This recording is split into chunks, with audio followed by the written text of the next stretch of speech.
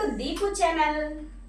ఈరోజు మనం ఈ వీడియోలో ఛందస్సులోని గురువు యొక్క లక్షణాలు చూసుకుందాం. ఈ గురువు యొక్క లక్షణాలు ఏంటంటే, మనం పద్య పాదాన్ని గణ విభజన చేయాలి అంటే లఘువు లక్షణాలు, గురువు లక్షణాలు తెలియాలి కదా. గురువు లక్షణాలు చూద్దాం ఈ వీడియోలో.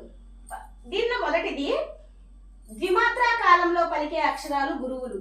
ద్విమాత్రా కాలం అంటే దీర్ఘాక్షరాలు అన్నమాట. అంటే కొంచెం లేటుగా పలుకుతాం. తలకట్టు అక్షరాలు లఘువులు అయితే దీర్ఘాక్షరాలు గురువులు అవుతాయి. అలానే ద్విత్వాక్షరాలకు ముందున్న అక్షరాలు గురువులు అవుతాయి. ఇక్కడ కనుక మనం చూసుకున్నట్లయితే ద్విత్వాక్షరం లఘువు అవుతుంది.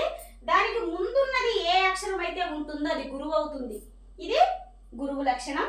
నెక్స్ట్ సంయుక్త అక్షరాలకు ముందున్న అక్షరాలు గురువులు. ఇది కనుక చూసుకున్నట్లయితే ఇక్కడ రమ్య మనం ఎగ్జాంపుల్ కనుక చూసుకున్నట్లయితే రమ్యలో ఇక్కడ సంయుక్త అక్షరానికి ముందున్నది గురువు అవుతుంది, ఇది లఘువు అవుతుంది. అలానే సున్నాతో కూడిన అక్షరాలు గురువులు. సున్నా అంటే మనం ఎగ్జాంపుల్ కనుక చూసుకున్నట్లయితే కం, గం, చం ఇలాంటివన్నీ అంటే సున్నా ఉన్న అక్షరాలన్నీ కూడా గురువులు అవుతాయి. నెక్స్ట్ విసర్గతో కూడిన అక్షరాలు గురువులు. విసర్గతో కూడిన అక్షరాలు ఆ పాదంలో ఎక్కడున్నా సరే అది గురువు అవుతుంది. నెక్స్ట్ పొల్లు హల్లుతో కూడిన అక్షరాలు. ఇక్కడ కనుక మనం చూసుకున్నట్లయితే పొల్లు హల్లుతో కూడిన అక్షరాలు అంటే కన్, జన్, చన్ ఇలాంటివన్నీ కూడా గురువులు అవుతాయి. ఇక్కడ మనం కౌంట్ చేసుకునేటప్పుడు కూడా కన్ అనేది అది ఒక నెంబర్ కింద కౌంట్ చేసుకోవాలి. నెక్స్ట్ ఐత్వము, ఔత్వాలు వాటికి అవే గురువులు. పద్య పాదం